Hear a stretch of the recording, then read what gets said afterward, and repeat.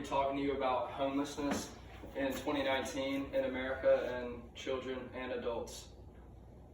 When I think about homelessness in children in America in 2019, it sickens me.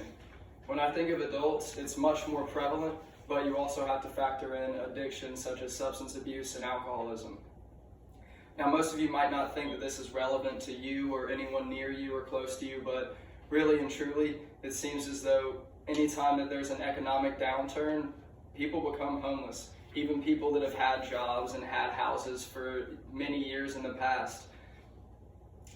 And so I also work with a few foundations, such as the Walker Foundation in Walker County, to try and stop recurring homelessness in the Birmingham and Walker County areas. And I've also done a lot of research on this topic, and it means a lot to me personally, even though I've never had to worry about where I'll have the next roof over my head. I have a roof over my head now. My parents gave me a roof over my head as a child, so I never had to worry about it. But it does mean a lot to me that people are homeless in 2019 in America.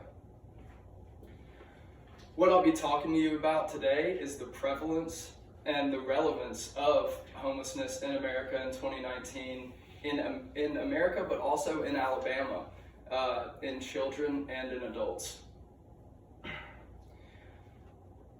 Firstly, according to the White House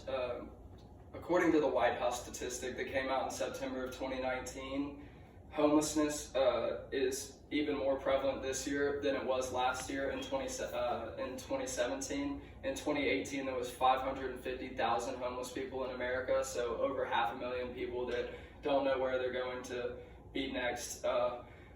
And out of those 550,000, approximately 200,000 of those people are completely unsheltered, meaning that they don't stay in shelters, they stay in their cars or abandoned buildings, or just general parks and churches, wherever they can feel safe and stay for the night.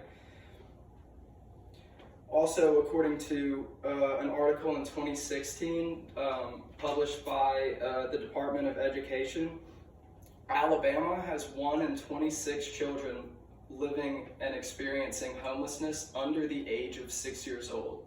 So they're under the age of 6 years old. 1 in 26 children in Alabama itself are experiencing homelessness. So homelessness is clearly a problem right now, but the cause of homelessness lies on the back of the economy and those in charge of what the economy does and how the economy either prospers or does not prosper. And many causes, especially there's many causes of homelessness, but the two most prevalent in 2019 are the increasingly expensive housing market and the decreasing job market. So there's less jobs out there and there's more expensive houses. So it kind of makes sense that one would assume that there would be more homeless people now than there were when there were more jobs and less expensive houses.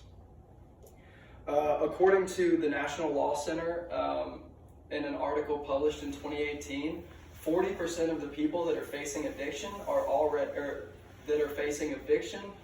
already renters. So they don't own the houses that they live in. They're not going upside down on their mortgages. They are renting from people that eventually evict them, kick them out, force them to find another living situation, which in some cases forces them to be homeless.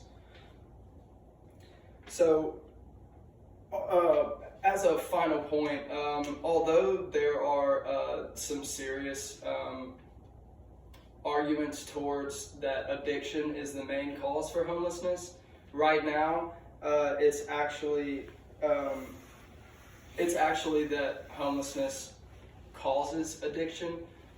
People get onto the streets and then they become addicted to drugs, not the vice versa, not the other way around. So there's a lot of stigmas that come with being homeless.